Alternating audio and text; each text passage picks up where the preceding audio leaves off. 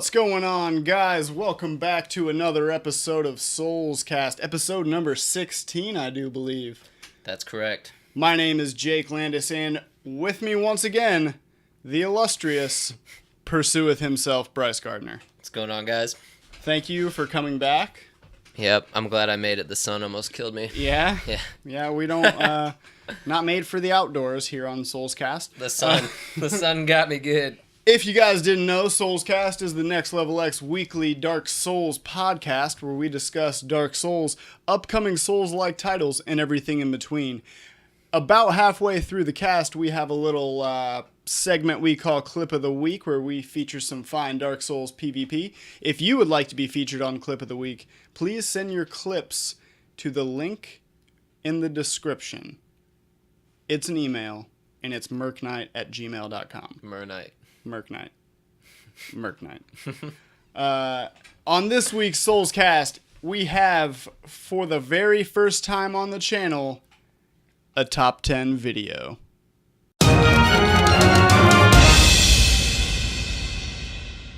That's right. You heard it here first, guys. Next Level X is doing a top 10. The hype is real. And what more exciting to do our first top 10 on than the top 10 weapons in the entire Dark Souls series. Weapon number 10, the Baldur Side Sword. That's right, guys, the Baldur Swag Sword. So, I know you said you never got this weapon in Dark Souls 1. Never. You never got the drop. I got it, I know of it. I used it. I used it, but I did have to farm for it for maybe like an hour. Yeah. Like straight. Using coins, using rusted coins, the whole, Everything, yeah. the whole shebang. And it took a lot of Baldur Knights to get it. But I think it's worth it. It's just got such an amazing moveset. The thrusting R2s are super good. Also, it's important to mention that this weapon is pretty much also the Lothric straight sword in Dark Souls 3, but it's a little longer than Dark Souls 1. Since the Baldur Swag Sword came first, I think it's a little bit more iconic. Just like the Baldur Knights also. It's not even just the fact, that it's the Baldur Side Sword, it's also that it came from a Baldur Knight. And right. It's when you're playing through Dark Souls 1 the first time, your first encounters with Baldur Knights are that's when it steps up. That's other than the Black Knight, Yep. Which most people I think would probably eventually just run past. The Baldur Knights are your first enemies that you kind of have to confront. They send you down those tunnels and you have to. Yeah, you gotta fight Baldur them. Knights were some dicks early in Dark Souls 1. That shit was. That's right. That shit was hard as fuck at first, man. I remember my first experiences with that game, and it was some of those first memories are being wrecked by Baldur Knights. Yep. 100%. Oh yeah. So that being the case, felt it definitely deserved a spot on the list, and that's why it rests at number 10. Moving on to number 9, we have the Miracumo. Legendary great curved sword. That's right. I mean, everyone knows and respects the Miracumo, I think. Yep. And not only does everyone know the Miracumo, everyone's seen it, it's also been present in every one of the games as a curved ultra great sword threat. And it's wielded by NPCs. It's something about it just told us that it had to be on this list. Yeah. And it's also, I mean, I feel like it is very iconic for Dark Souls. Yeah. It's definitely one of those swords that it's, this sword never existed in real life. You know what I mean? This isn't like, that's just like some old sword. It's like, no, that's a fucking giant curved great sword. You know what I mean? It is a Dark Souls weapon. Yeah. I don't know if there was ever a society that had Miracumo wielding warriors. I don't think so. I mean, though. Maybe there was a more realistic interpretation of what a Miracumo could be, but as far as the way Dark Souls represents it, there's no sword that's that big that's been used in any realistic fashion. Yeah, I feel ever. that. No way. I feel that. It's just like, I mean... So it's got to be on the list. It's crazy. It's a crazy Dark Souls weapon. But speaking of crazy Dark Souls weapon, this one's a little bit newer to the franchise. The Twin Prince's Greatsword. Yeah. Definitely one of the most unique weapons Absolutely. to come to the Souls series. Yeah. With just the fact that you have to get 2 different boss soul weapons, that means you have to go through New Game and then New Game Plus just to get this sword, period, unless someone drops it for you or something. Yeah. So that alone is crazy. Mm-hmm. And then you have to combine 2 different weapons to create one weapon that has characteristics from both. Absolutely. And I'm pretty certain that's the only weapon like that where you have to combine 2 to get that. And it's because of that and because it represents like such an important boss to the story. I think that those 2 brothers might even end up tying into some of the DLC a little more. Maybe. When it unlocks, I still pray to the DLC gods every day. But the DLC gods. Yeah, every morning I gotta make that check to see if the DLC's dropped or anything, or if any teasers have dropped or slipped through the cracks. Telling you, man, Gamescom. That's why it's got to be on this list, though. We talked about it. It was like it's the only weapon that's like that, and it's 2 bosses from the whole series in one. Yeah. In one weapon, which is pretty cool. Yeah, so. And it's definitely one of the most unique weapons, I think, to come to the series. So that's what earned it its spot at number 8. Next up on the list, number 7, the Dragon Slayer Greatbow. Crazy. Yep. Crazy idea of a weapon. It's just the most ludicrous thing. Yeah. I mean, just the fact that when you see Hawkeye Go, however you pronounce it, in the Artorius of the Abyss expansion, when he shoots down Calamite for you. He's using his own great bow. Right, he is, but it's a Dragon Slayer great bow, though. Yeah. I mean, that's what I mean. I know there's the Dragon Slayer great bow, then there's Goff's great bow, but they're the same idea. That's when you see a dragon slaying great bow in use. Yeah. The only time you see it in use from an NPC for something like that. For something like that. You know what I mean? One of the things about it that sticks out to me is the sound. Yeah. The whole just like all the times you get knocked off in Dark Souls 1. Even when you're a seasoned vet, sometimes, it's like one fuck up and boom, you get knocked off in that run in Anor Londo or... Yep. Yeah. Had to be on the list. Definitely. It's very, I've never seen a Dragon Slayer great bow like that in any other game. One that looks like that, right. Big, with that effect, so... Yeah, I mean, I think that it's in Dark Souls 3. I don't know about Dark Souls 2, but... In Dark Souls 3, they have the one that you have to plant it in the ground first. It's the Dragon Slayer great bow. It's the same. Yep. It's in all of them. So in keeping with the dragon theme we have going on, number 6 is the Dragon Tooth. Havel the Rock's weapon. Enough said, right? Yeah. Havel the Rock. Archbishop Havel. It's a weapon made from a dragon's tooth. You turn it into a giant club, and then it kills the shit out of you. Yes. In Dark Souls 1 when you run into him for the first time. Yep. It's for sure. Absolutely. It's crazy. When you see that weapon, Dark Souls. Like, you could just see someone walking around with like a picture of that weapon on their shirt and that's it, and you would know they were a Dark Souls fan. Yes. 100%. Yeah. Not even to mention just, Havel himself. That's right. Yeah. I mean, maybe, he's up there with the most iconic figures of the franchise for sure. Teaser to next week's episode. Truth. What do we got? Well, that actually that was the fifth one in the set of 10. Yeah. So at this point, guys, this can be a little bit shorter of a cast than usual, but at this point, we're gonna go ahead and toss it over to clip of the week. This week's submission actually comes from a viewer. Thank God. It's pretty awesome. Thank God. Oh, man. Super hyped. This week's submission comes from Dark Blood Souls. Sent us, it's actually going to be 2 clips. Back to back, where these guys are healing against him, and he's rocking a Karthus curved greatsword and using some Karthus Rouge and bleeding these dudes to death. So yeah, we're going to go ahead and toss it over the clip, and we hope you guys enjoy.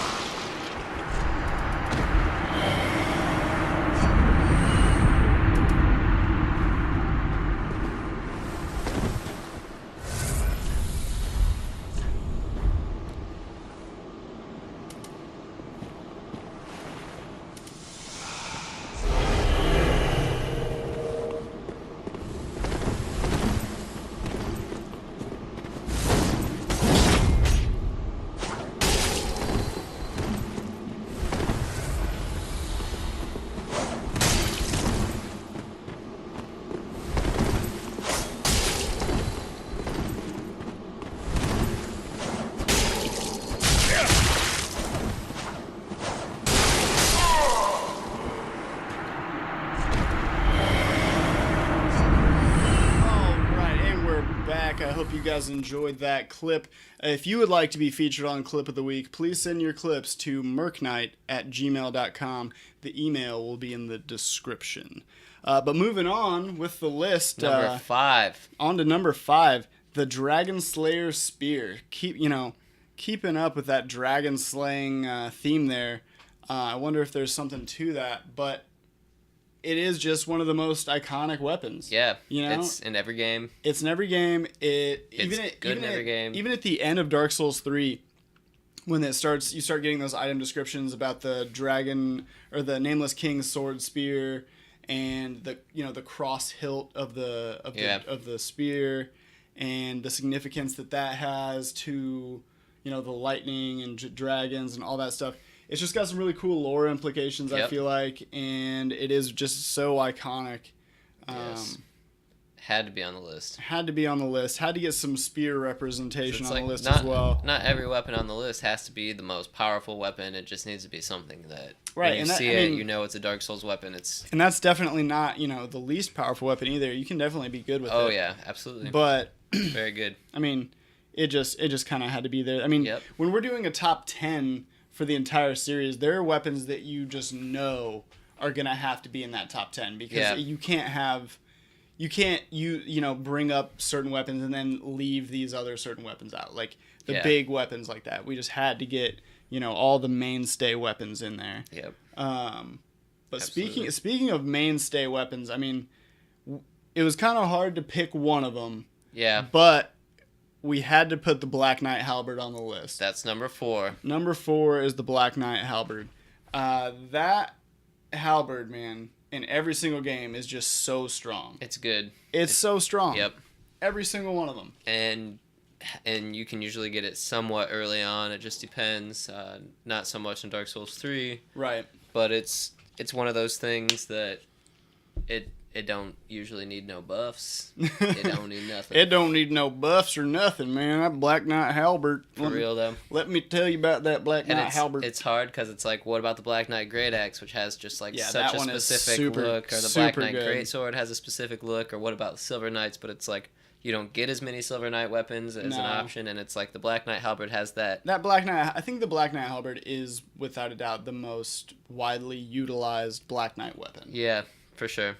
And that's what earned it its spot at number 4 on our list. Yep. And moving ahead to, we're in the top 3 now, so all of these weapons are just so. Can you guess? Are? There's only so many weapons that it could be, but number 3 we gave it to the Artorius Greatsword. Yep. What are you gonna? You can't not. It's the Dark Souls. That's the Dark Souls 1 DLC. If these are the most iconic, if these are the the weapons that represent Dark Souls the most, you can't have a list like that without the Artorius Greatsword. Yeah. It's just too good. Yeah. It's just the shit. That DLC is just the bee's knees, Yep. And I don't know how many people I've killed in Dark Souls 3 named Artorius something or other. Yeah, everyone wants to be Artorius. Yeah. Fucking got the Artorius shirt. Got the Artorius on right now. Me too. I know. The heck? We're killing it. That's right. Killing the Artorius game. Killing the Artorius game right now. You know what I want is, I don't know if you've seen that figure, statue. Oh, that's it's tight. Oh my god, it's so sick. It's like $400 or something. Yeah. We should just throw down and get it and just put it in the living room. It's pretty tight. We'll just put it in the middle of the table, and you just won't even be able to. We'll just be like, "Hi, welcome back to Soulscast." You'll see like the top of our heads poking out of the statue, and it's just Artorius and that's us. Just doing his thing. That's fine. Time. I think it'd probably people will probably enjoy looking at it quite a bit, maybe more than looking at our faces. Who knows? Mm-hmm. All right, so we're getting down. Second weapon on the list. It's not a super crazy weapon. It doesn't look super crazy, but it had to be up there, and it's the Sunlight Greatsword. Wielded by the man himself. Yeah. The ultimate sun bro. There's so many straight swords. There's so many great swords, ultra great swords. You think things like teaser, like Firelink Greatsword or something like that. Right. And, you think about these as, like, Dark Souls staples, but at the same time, there's something about the Sunlight Straight-Sword. It's like, it's like, it goes back to the mythology. You know what I mean? It's just like classic. The beginning of the game. Like, it's just classic. When the cycle started, you have the sunlight, and the sun and the fire, and we have our Sunlight Straight-Sword. And yeah. It's just such a classic weapon, and it is really good. It is really a viable weapon as well. Everybody loves Solaire. Yeah, Solaire is just the man. You can't. It's the Warriors of Sunlight. Yeah, dude. It's always tied to them, and it's like. Yeah, that weapon is just, even though it doesn't look crazy, and it looks like a million other swords out there, except for some subtle differences. But it's good. It's got that self buff. The faith scaling. It's like you have from the depths or the deep or the abyss. You have Artorius. And we have that abyss representation there, but then the sunlight can be found in your Sunlight Straight-Sword. Right. That self buff is really good too. So that's. But should we go? Should we go to number 1? Yeah. So number 1, I mean.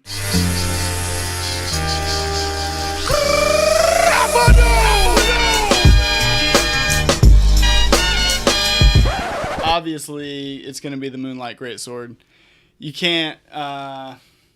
It's just in everything. Pretty much every FromSoft It's like all the FromSoft. It's just the coolest weapon. And it's good. It's really good for an intelligence build. It's really cool looking. Yep. Every interpretation of it has been a little bit different, which is cool. Yep. They keep it fresh. It's even in Bloodborne. Yeah, in the one in Bloodborne, it looks so sick. Yeah, too. it really does. It has great animations. Yeah, it looks awesome. Yep. Damn, man, I almost want to play some Bloodborne sometime. Dude. Yeah, it's been a while since I've played that like game. Fun. I can't even. Man, that would be such a trip after playing Dark Souls 3 for so long. For so long, yeah. Holy crap! Maybe we'll do a video or something. Yeah, it's been a long time. Yeah, dude. Maybe we should. Do you think the Bloodborne servers are still active? I mean, there's probably enough people probably still playing. Yeah. I think that there's. I know they're still going, but I think there are some people who really just like Bloodborne so much. I've actually read a lot of comments online that are people just clamoring for a Bloodborne 2. People who just love it to death. Yeah. For whatever reason, it's just their perfect mythology. Yeah. They just love the Cthulhu, Lovecraftian stuff. Yeah, I feel that. So there's a lot of people who still say Bloodborne's the best, FromSoft game that has come out recently. I platinumed it, but I haven't really gone back to it since I platinumed it. No, I kind of want to go back and play some Dark Souls 2 as well. That'd be really fun. I definitely want to play more Dark Souls 2. But yeah, like the Moonlight Greatsword and Dark Souls 2. So much fun. When magic was still so good, you could just... That is actually the build that made me fall in love with Dark Souls PvP. And I know it's super cheesy, and I know it's super... People would probably just be so mad. But I'd just be on the other end of Honor Bridge, just cast out, these spells, and just lock onto people, and just... You would hit them so often. Like, people wouldn't shooting roll. Fish in a barrel. Yeah, and it was just... The way that PvP arena was, it was slender and long. It makes me think... Like, we played the shit out of Dark Souls 2 on PS4. Mm-hmm. Like, we played the shit out of it. I platinumed it. We have a bunch of high-level characters, all this stuff. It would be interesting maybe to go back and play it on Xbox One just to get in with a different player base. You know what I mean? Maybe. It's like $17 to get Scholar of the First Sin at EB Games now. On Xbox One? Yeah, like if you buy the used copy of the game. It's so cheap. For some reason, I didn't even think it was on Xbox One, but I realized doesn't make any sense. Dude, that would be fun. What's weird? I know we've gotten a little sidetracked, but when we were playing Dark Souls 3 and on the Xbox One, I noticed that when I was PvPing on Xbox One, I ran into more gank squads and trolls on Xbox One than any other console. Really? Yeah. Seriously. I don't know why. I don't know. I really have no idea, but I did. In the grand scheme of things, I think I've just spent so much more time playing Dark Souls 3 on PS4 than I have on Xbox One that I can't even make that. Like, I haven't even noticed. I can't. Yeah. I don't have enough of a frame of reference to be able to tell if I have or not. But I was honestly, and this probably isn't true at all, and this is just my own bias. But I always feel like anytime I play a game on Dark Souls 1, I'm going to be playing against more casual players. And on Xbox One, you mean? Yeah. I don't know. I have no idea. So I mean that's probably just my own. It's my own bias. Idea. But, nothing against anyone with the Xbox One. Like, I mean, no. I mean, we have 2 Xbox Ones right here. You know what I mean? Xbox. Sure. I play Xbox every single time I play Overwatch, which is often enough. And I like the controller way more than I like a PS4 controller. I've converted as well. The Xbox One controller is freaking great. So good. It's like the best controller. I kind of want to get the Elite. I'm sure it's awesome. Yeah. That's just super expensive, but like I'm sure it's super super good. It's probably weighty and oh man. Yeah. That's sounds good. I hope that there's not too much disagreement from anyone watching this on our list of weapons. I hope we didn't offend anybody. Well, I mean, everyone's going to have their own opinion. I mean, everyone's going to be like, well, you left out the Chaos Blade and or the Firelink sword. You didn't put any katanas on there. Da, da, da, da. I mean, the thing is, with only... They all just look like katanas, though. You don't see a Chaos Blade from far away and be like, oh, that looks just like a Chaos Blade. But that same is true of the Sunlight Sword. That was the whole point. Yeah. I mean, it just looks like another straight sword, but it's just so... It's just the Sunlight Sword. You know what I mean? And I mean, the Chaos Blade almost, it was hard not to give it a spot on the list. Yeah, but, there's only 10 spots. And,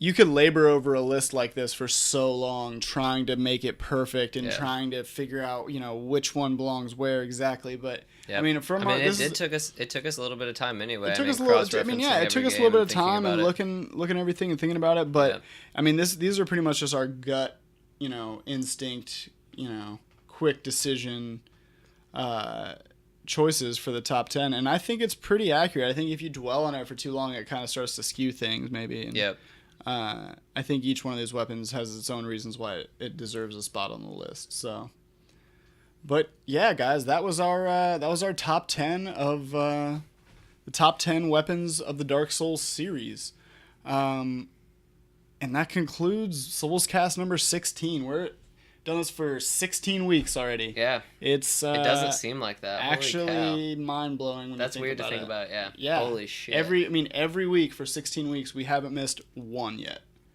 Yep. We've had a couple, close calls. We've had some seriously close calls. There's been a couple episodes that are, that are different. This one's gonna be different. I'm getting ready to leave for Europe, so some of the episodes coming out are gonna be a little bit shorter for the next couple weeks. But we're gonna still strive to bring you guys some quality stuff here every week. Let us know any critiques, criticisms, any way we can improve, things you want to see, things you're tired of seeing. We welcome all constructive criticism, so please let us know, guys. But as always, thank you for watching and praise the sun.